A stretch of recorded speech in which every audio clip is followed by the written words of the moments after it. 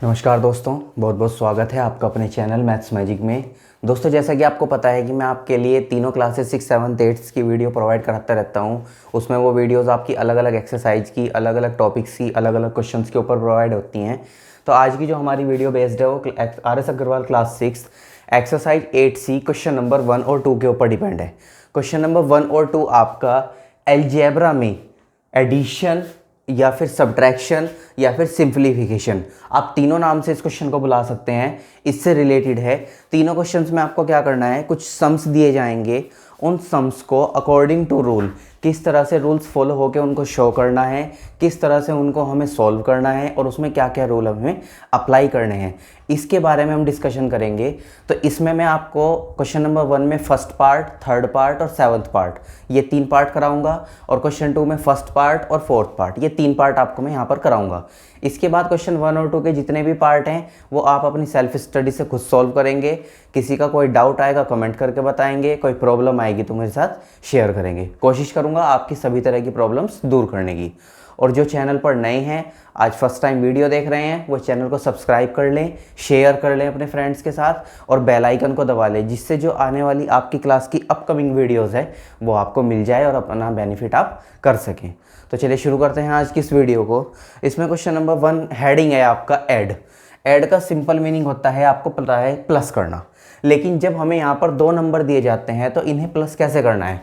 जैसे अगर मैं आपको दे दूँ 4 + 4, तो 4 + 4 का जो सिंपल मीनिंग होता है वो 8 होता है, क्योंकि यहाँ पर भी आप ऐड ही कर रहे हैं। लेकिन यहाँ पर तो ये जो दोनों नंबर्स हैं आपके अलजेब्रा पोर्शन में, अलजेब्रा मीन्स यहाँ पर A B C X Y Z ऐसे वाली चीज़ें यूज़ हो रही हैं। तो यहाँ पर जब आपको इस तरह से 2 नंबर दिए जाए तो वहाँ पर आपको कैसे सॉल्व करना है वो सीखेंगे। सबसे पहले तो आप अपने क्वेश्चन को चेक करें कि उसमें जो वेरिएबल आपको दे रखा है, वेरिएबल होता है A से लेके Z तक का कोई भी वेरिएंट, कोई भी जो वेरिएबल आपको दे रखा है वो सबका सेम है ना।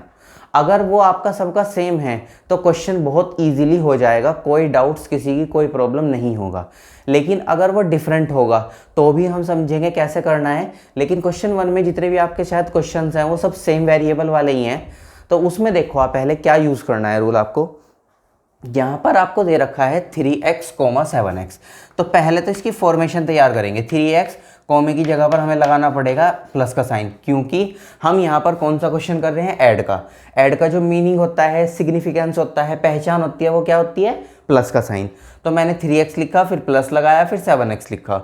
मैंने आपसे कहा था अगर दोनों वेरिएबल सेम हैं तो कुछ भी ध्यान रखने की जरूरत नहीं है, बस आप अपनी नंबर कैलकुलेशन को सॉल्व करेंगे। तो यहाँ पर आपकी नंबर कैलकुलेशन क्या चीज़ शो करा रही है कि आपको 3x में 7x प्लस करने हैं, जिसका मीनिंग ये होगा कि 3 में 7 प्लस कर दो। 3 और 7 10, और यहाँ पर x आपको लिखना है। सिंपल सी मीनिंग फिर दोबारा रिपीट करूँ, अगर दोनों वेरिएबल सेम हैं तो आपको केवल अपने नंबर की कैलकुलेशन सॉल्व करनी है। उसके अलावा जब आपका आंसर आ जाए तब उसमें आप वो वेरिएबल यहाँ पर यूज़ करेंगे। समझ में आ गया भाई आप सबको कैसे करना है। या दूसरा मेथड, एक चीज़ और बता दूँ, यहाँ पर x वाले कितने हैं, 3 मेंबर हैं। यहाँ पर x वाले कितने मेंबर हैं, 7 मेंबर हैं। तो 7 और 3 कितने होते हैं, तो 10 मेंबर हैं। कौन से वाले, x वाले। तो 10x इसका आंसर आ गया। आप अपने मन में चाहे ऐसे भी सॉल्व कर लें, चाहे ऐसे सॉल्व कर लें। दूसरी चीज़, क्वेश्चन को सॉल्व करना इंपॉर्टेंट है, मेथड इंपॉर्टेंट नहीं है कि आप अपने मन में क्या मेथड सोच रहे हैं, टीचर क्या मेथड प्रिजर्व करेंगे। नहीं, आपका क्वेश्चन का सॉल्यूशन सही हो, मेथड सही यूज़ हो, उसके बाद आप चाहे अपने मन में किसी भी तरह से अपने मेथड को समझ सकते हैं, किसी भी तरह से अपने मेथड को मान सकते हैं। अब उसके बाद देखते हैं क्वेश्चन नंबर फर्स्ट का थर्ड पार्ट है आपका 2xy, 5xy और -xy। अब इन तीनों को प्लस करना है। कैसे करेंगे इन तीनों को प्लस, पहले तो इसकी फॉर्मेशन तैयार करो।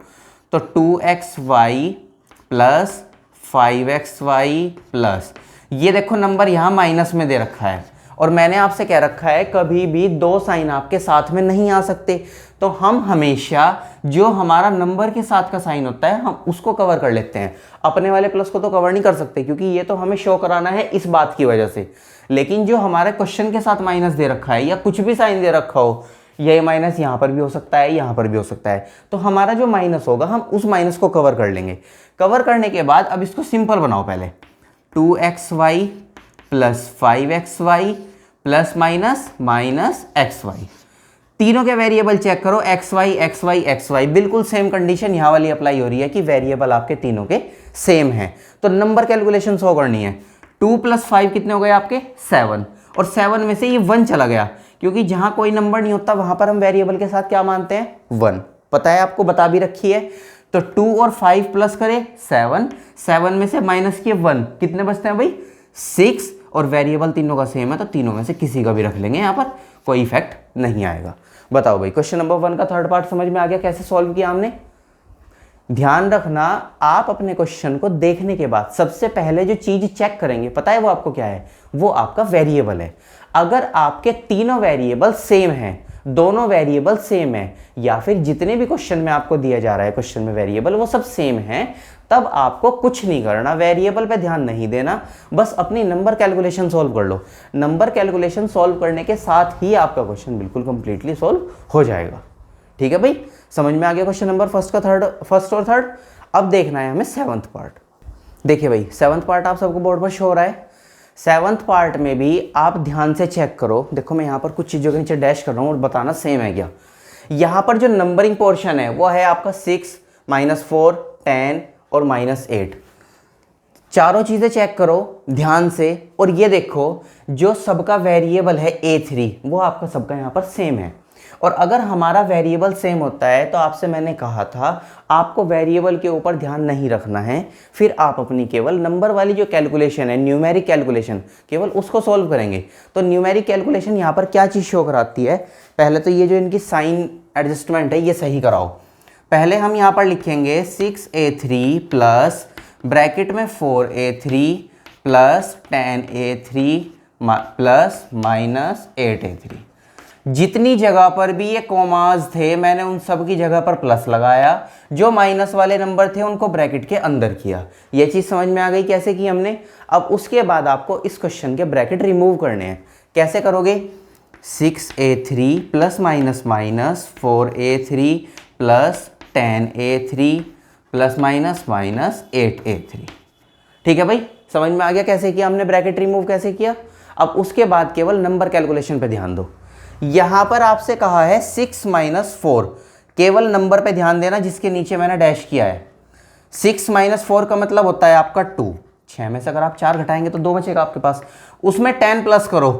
तो 2 में अगर आप 10 प्लस करेंगे तो आपका आता है 12, और 12 में से जब आप 8 माइनस करोगे तो आपके पास बचते हैं 4, और वेरिएबल तीनों सेम, चारों सेम हैं, तो आप यहाँ पर इनमें से कोई सा भी एक ही पावर 3 यहाँ पर लिख सकते हैं। बताओ भाई समझ में आ गया कैसे किया हमने क्वेश्चन सॉल्व।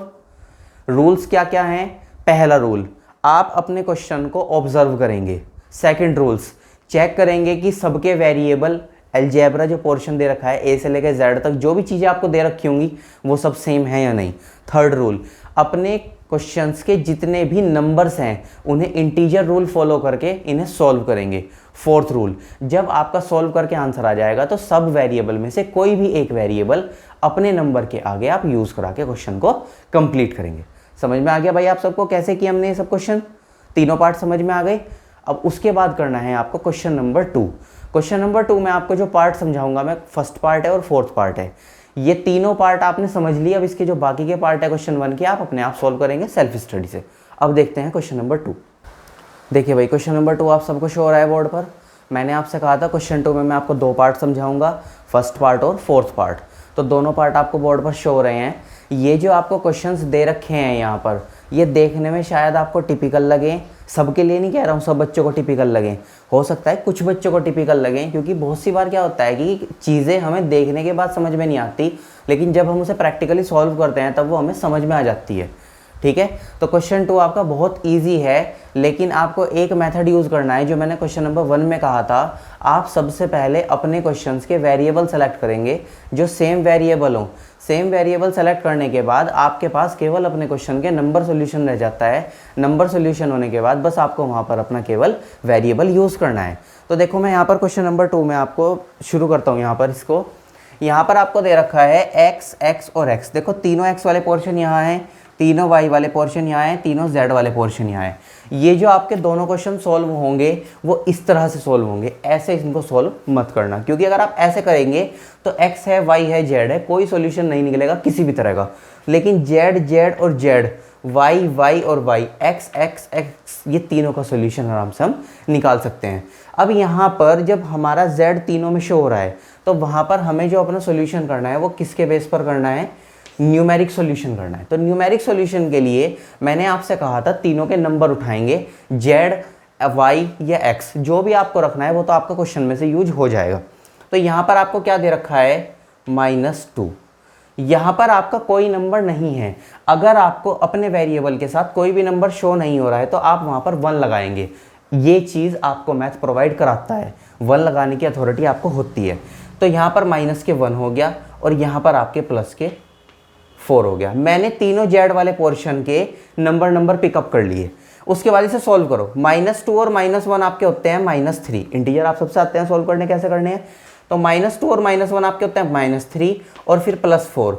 -3 और +4 करके आपका +1 आता है। पहले ये चीज़ बताओ, क्वेश्चन नंबर 1 में जो जेड वाला पोर्शन है उसकी जो न्यूमेरिक सॉल्यूशन कराई है वो समझ में आ गई क्या।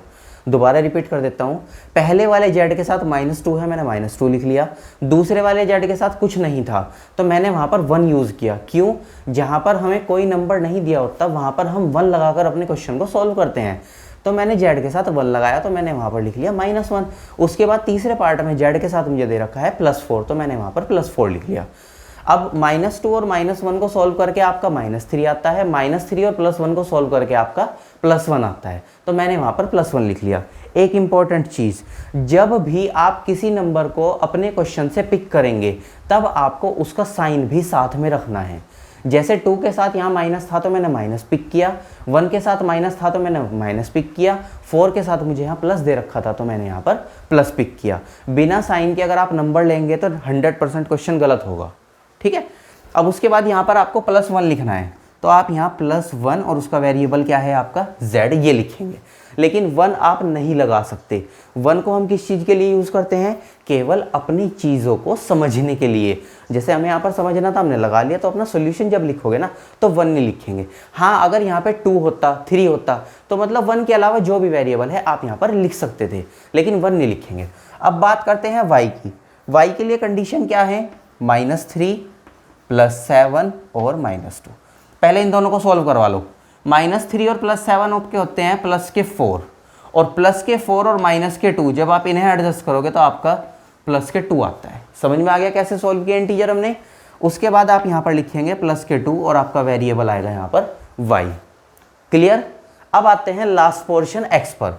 यहाँ पर x के साथ कोई नंबर नहीं है तो मैंने लगा लिया 1, कोई साइन भी नहीं है तो मैंने लगा लिया ++। अब देखो क्वेश्चन आपको अच्छा लग रहा है, कंप्लीट भी लग रहा है, क्योंकि दोनों चीज़ों के साथ वेरिएबल भी हो गए, दोनों चीज़ों के साथ साइन भी हो गए। क्योंकि ना 1 के साथ साइन था ना ही 5 के साथ साइन था, तो मैंने दोनों के लिए वहाँ पर क्या यूज़ करा लिया, प्लस का साइन यूज़ किया। अब उसके बाद आपको क्या करना है, इन तीनों क्वेश्चंस के भी वेरिएबल ले, वेरिएबल छोड़ देते हैं, नंबर्स लेते हैं। नंबर्स में यहाँ पर एक तो +1 है, +5 है और -7 है। पहले इन दोनों को सोल्व करो। +1 और +5 आपको सिंपल पता है, 1 और 5 आपके 6 होते हैं। लेकिन जब आप इस -7 के साथ कैलकुलेशन करेंगे तो -1 आएगा। क्यों, +6 और -7 एडजस्ट होने के बाद आपका -1 बचता है। तो आपको यहाँ पर -1 और x लिखना है। लेकिन मैंने आपसे क्या क्या रखा है, 1 आप नहीं यूज कर सकते, तो 1 को रिमूव कर देंगे, केवल -x लिखेंगे और जिसके साथ आपका क्वेश्चन नंबर 2 का फर्स्ट वाला पार्ट आपका कंप्लीट हो गया और जिसका आंसर आया है आपका -x + 2y + z। बताओ भाई, फर्स्ट पार्ट आपको क्लियर समझ में आ गया, किस तरह से हमने इनको सोल्व किया, किस तरह से इनकी वैल्यू रखी है। अब उसी तरीके से आपको अपना फोर्थ वाला पार्ट भी यूज़ करना है, इसे सॉल्व करना है। लेकिन मैं कोशिश करूँगा कि मैं इस वीडियो में इस क्वेश्चन के इस पार्ट्स के लिए थोड़ा कम बोलूँ, आप सॉल्व कराएं मेरे साथ। आप बोलते रहना कंटिन्यू, माना कि ये वीडियो है, लेकिन कहते हैं ना कि अगर आप साथ साथ बोलते हैं तो समझ में आ जाता है। अगर आप मेरे साथ अपना एफर्ट दिखाएंगे, बोलते रहेंगे, समझते रहेंगे, तो मुझे अपने आप ही पता लग जाएगा कि हाँ, जो मेरे स्टूडेंट्स हैं वो मुझे कोऑपरेट कर रहे हैं, हर चीज़ में मेरा साथ दे रहे हैं, क्वेश्चन को समझने की कोशिश कर रहे हैं। ठीक है भाई, तो आपसे इतनी ही उम्मीद है हर चीज़ के लिए कि मैं आपसे अपने से ज़्यादा उम्मीद करता हूँ कि जैसा मैं आप लोगों के लिए कर रहा हूँ आप मेरे लिए उससे अच्छा करें, जिसका बेनिफिट आपको जब आप एक्सरसाइज करते हो ना सॉल्व करने के लिए, उसमें आपको वहाँ पर शो होता है ये वाली चीज़ें। तो चलो फोर्थ पार्ट देखते हैं अब यहाँ पर कैसे करना है। फोर्थ पार्ट में सेम मेथड यूज़ करेंगे। कौन सा मेथड, जब आप अपने क्वेश्चन को ऑब्जर्व करेंगे तो यहाँ पर चेक करो, तीनों पोर्शन में एक्स वाई है, उसके बाद यहाँ तीनों पोर्शन में आपका वाई जेड दिया हुआ है और यहाँ तीनों पोर्शन में आपका जेड एक्स दिया हुआ है। हमें वेरिएबल देखने के बाद और कोई ध्यान नहीं रखना, सिर्फ और सिर्फ अपने क्वेश्चन के न्यूमेरिकल पोर्शन पर ध्यान देना है। न्यूमेरिकल पोर्शन में पहले राइट साइड से शुरू करते हैं, हमेशा जब कैलकुलेशन करते हैं तो वहाँ पर आपको -7 दे रखा है, यहाँ पर कुछ नहीं है तो मैं +1 लगा लेता हूँ। मैंने आपको बता रखा है जहाँ पर कोई चीज़ नहीं होती आप वहाँ पर 1 लगा सकते हैं, ये बात आपको पता है। उसके बाद यहाँ से जो नंबर पिक होगा वो +3 यूज़ होगा। बस अब इनकी सोल्यूशन कर लो, सोल्यूशन करने के बाद जेड एक्स हम वहाँ पर यूज़ कर लेंगे। तो -7 और +1 जब आप इन्हें एडजस्ट करेंगे तो आपका -6 आता है। -6 और +3 इन दोनों को जब आप एडजस्ट करेंगे तो आपका -3 आता है। इंटीजर्स आपसे आने चाहिए इस पूरे चैप्टर को सॉल्व करने के लिए। अगर आपसे इंटीजर नहीं आते तो इंटीजर वाली वीडियो भी मैंने भेज रखी है आपके इसमें चैनल में, तो आप उसे देख लें, उसे समझ लें। लेकिन बिना इंटीजर के आप चाहेंगे अलजेब्रा एक्सप्रेशन चैप्टर सॉल्व हो जाए तो वो पॉसिबल नहीं है। ठीक है फ्रेंड्स, तो अलजेब्रा समझने के लिए, उसे अच्छी तरीके से अंडरस्टैंड करने के लिए आपका इंटीजर का आना और समझना बहुत ज़रूरी है। अब यहाँ पर जो आपका फाइनल आंसर आया है वो आपका बचता है केवल -3। तो आपको यहाँ पर लिखना है -3 और जो वेरिएबल नंबर आप यूज़ कर रहे हैं, मैं सीरीज़ यूज़ कर रहा था ZX वाली तो मैंने यहाँ पर ZX लिख दिया। समझ में आ गया कैसे किया। अब दूसरा पोर्शन लेते हैं। दूसरा पोर्शन है आपका -5 +2 और -3। ठीक है भाई, अब इसमें आपको कैसे करना है, -5 और +2 का मतलब हो गया -3। भाई -5 और 2 प्लस के हैं तो 5 में से 2 गए 3 और साइन आएगा हमेशा बड़े वाले डिजिट का। और -3 और ये वाला -3 ये होते हैं आपके -6। तो आपको यहाँ पर लिखना है -6 और वेरिएबल तीनों के सेम हैं। तो वेरिएबल आप इन तीनों में से कोई सा भी ले लो, उसका तो कोई फ़र्क नहीं है, या फिर वैसे ही ऑब्जर्व कर लो कि वहाँ पर दे क्या रखा है, केवल आप उसको वहाँ पर नोट डाउन करेंगे। समझ में आ गया भाई कैसे किया। अब उसके बाद तीसरा और लास्ट है इसका वेरिएबल XY वाला पोर्शन। XY वाले पोर्शन के लिए यहाँ पर आपको क्या दे रखा है, एक तो +4 दिया है, जहाँ कोई साइन नहीं होता वहाँ प्लस होता है तो मैंने +4 लिख लिया। उसके बाद आपको -5 दिया है, उसके बाद आपको -2 दिया है। तो पहले इसको सॉल्व करो, +4 और -5 जब आप इन दोनों को सॉल्व करेंगे तो -1 आता है। -1 और -2 ये दोनों को जब आप सॉल्व करेंगे तो आपका -3 आता है। तो आप यहाँ लिखेंगे -3XY। देखिए बच्चों, क्वेश्चन नंबर 2 का 4th पार्ट कंप्लीट हो गया, जिसका आंसर आया है -3XY -6YZ -3ZX। कैसा लगा आपको ये पार्ट्स, समझ में आ गई? जितने भी पार्ट्स मैंने आपको समझाए हैं, क्वेश्चंस कराए हैं, और क्वेश्चन कराने के बाद आपसे उम्मीद है कि इसके बचे हुए जो पार्ट्स होंगे क्वेश्चन 1 और 2 के, वो आप सेल्फ स्टडी से सॉल्व करेंगे। आंसर सबके अपनी आंसर शीट से मैच कर लेना, या फिर कमेंट बॉक्स में मुझे कमेंट कर देना, मैं आपके आंसर्स कमेंट पढ़ने के बाद आपको रिप्लाई कर दूंगा। ठीक है बच्चों, समझ में आ गया? बाकी के पार्ट्स आप लोग सॉल्व करेंगे। आज की वीडियो में बस इतना ही, मिलते हैं नेक्स्ट वीडियो में किसी नेक्स्ट टॉपिक के साथ। वीडियो देखने के लिए थैंक यू फ्रेंड्स।